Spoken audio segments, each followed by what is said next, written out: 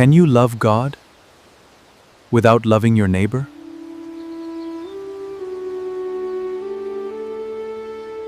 You shall love the Lord your God with all your heart and with all your soul and with all your mind. மத்தேயு 22:37. உன் முழு இதயத்தோடும் முழு உள்ளத்தோடும் முழு மனத்தோடும் உன் ஆண்டவராகிய கடவுளிடம் அன்பு செலுத்து. இது கிறிஸ்து வழங்கும் வாழ்வு தரும் நற்செய்தி. கிறிஸ்துவே உமக்கு புகழ். உங்களுக்கு தொழில் இங்கே அன்பு செய்தல் கண்டீர். Bharathi. Saint John of the Cross. The more a soul loves, the more perfect is in what it loves. This is why in this soul that is already perfect is entirely love, and all its actions are love. கிரேசுவில் அன்பார்ந்த சகோதர சகோதரிகளே, அன்பார்ந்த தொலைக்காட்சி விசுவாசிகளே, இறை அன்பும் பிறர் அன்பும் ஒரு நாணயத்தின் இரு பக்கங்களை போன்றது. இறை அன்பும் தேவை, பிறர் அன்பும் தேவை. ஒன்று இருக்க ஒன்று இல்லை என்றால் அது செல்லா காசை போன்று. இறைவனை அன்பு செய்கிறேன் என்று தன் சகோதர சகோதரனை ஒருவன் அன்பு செய்யாவிட்டால் அவன் பொய்யன் என்கிறார் யோவான். அதே போன்று மனித நேயம் போதும் இறைவன் வேண்டாம் என்று சொல்வதும் அறிவீனம்.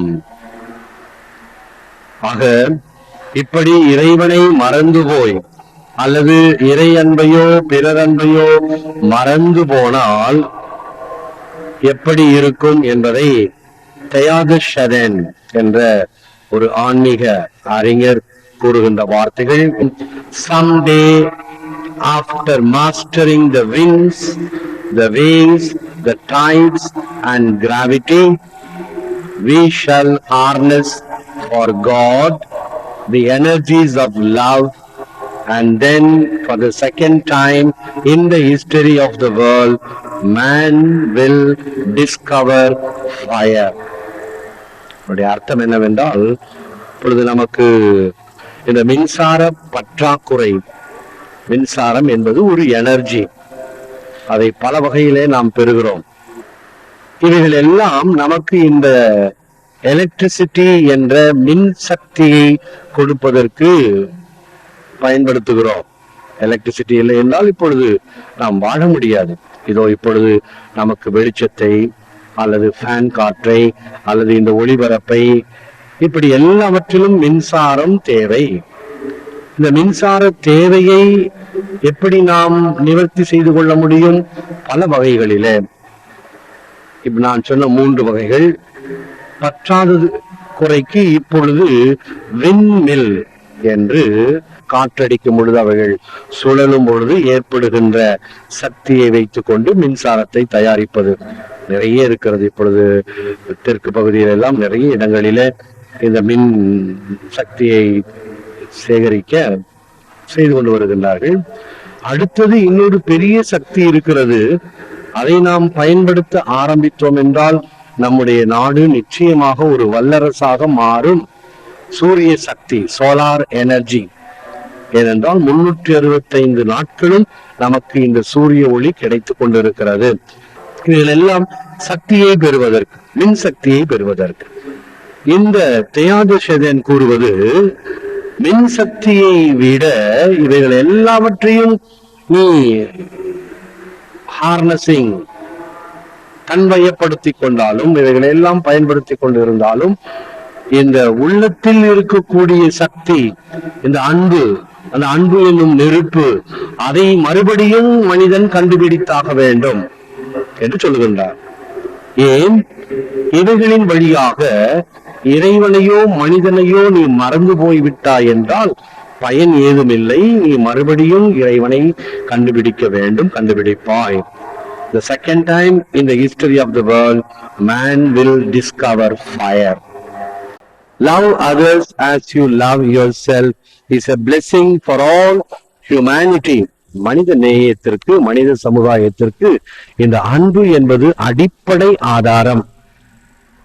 ஆகவே நம்முடைய செயல்பாடுகள், எண்ணம், சிந்தனை, சொல், செயல் அனைத்தும் இவைகளினால் உந்தப்பட்டு செயல்படுமாயின் அதுதான் வாழ்க்கையில் மிக சிறந்தது. தன்னலத்தை களைந்து சுயநலத்தை விட்டு தான் தனது என்ற குறுகிய வட்டத்தை கடந்து நாம் மேலே எழும்ப வேண்டும். இதற்கு நல்ல உதாரணம் இதை ஆண்டவர் நம் ஆலயத்தை ஆசீர்வதித்து இப்பொழுது பசிலிக்காவாக உயர்த்திருக்கின்றார். அதனுடைய அர்த்தம் என்ன? இனி இது ஒரு குறுகிய வட்டத்தில் இருக்கக்கூடிய பங்கு ஆலயம் அல்ல. அனைத்து உலகத்திற்கும் இறைவனுடைய இரக்கத்தை கொடுக்கக்கூடிய, அவருடைய அருளை கொடுக்கக்கூடிய வகையில் எப்படி நாம் இந்த தொலைக்காட்சி வழியாக இப்பொழுது எங்கெல்லாம் பார்த்து கொண்டிருக்கிறார்களோ அதற்கு சரியான உதாரணம். ஆண்டவர் இயேசு கிறிஸ்து வல்லமையாக இங்கிருந்து மனிதர்களுடைய உள்ளத்தை தொட்டு கொண்டிருக்கின்றார், ஆசீர்வதித்துக் கொண்டிருக்கிறார். அத்தகைய அன்புதான் ஒரு மேல்வரி சட்டமாக நமக்கு அமைய வேண்டும். இதை யோவான் 13:34 love one another as I have loved you. நான் உங்களிடம் அன்பு செலுத்தியது போல நீங்களும் ஒருவர் மற்றவரிடம் அன்பு செலுத்துங்கள். அன்பு செலுத்துவதற்கு சொல்லப்படுகின்ற ஒரு அளவுகோல், ஒரு உதாரணம், ஒரு மேல்வரி சட்டம் நம் ஆண்டவர் இயேசு கிறிஸ்து தான். நான் எப்படி அன்பு செய்தேனோ அதே போல நீங்களும் பிறரை அன்பு செய்யுங்கள். வலிக்கும் அளவுக்கு அன்பு செய்யுங்கள். உங்களிடம் இருக்கக்கூடிய மிகுதியிலிருந்து அல்ல, உங்களுக்கு அது வலிக்கக்கூடிய வகையில, சற்று சிரமத்தை தரக்கூடிய வகையில், அது நேரமோ சிந்தனையோ வேலையோ பலுவோ அல்லது பணமோ எதுவாக இருப்பின் அதை கொடுக்கக்கூடிய அளவுக்கு உள்ள தாராளம், மன தியாகம் இருக்க வேண்டும். Saint Ignatius, only grant me your love and your grace and I shall be rich enough. Make me love you and may I be loved by you. I neither wish for nor need wish for anything besides. ஆண்டவரே, உம்மை அன்பு செய்யும் வரத்தை எனக்கு தாரும். இதனால் நான் இன்னும் அதிகமாக வளரக்கூடிய வகையில் என்னை உருவாக்கியுள்ளோம். Make me rich in my love.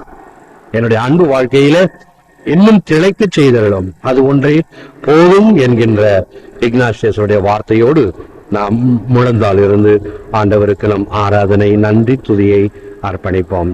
ஜெபம். Lord Jesus, your love surpasses all. Flood my heart with your love and increase my faith and hope in your promises.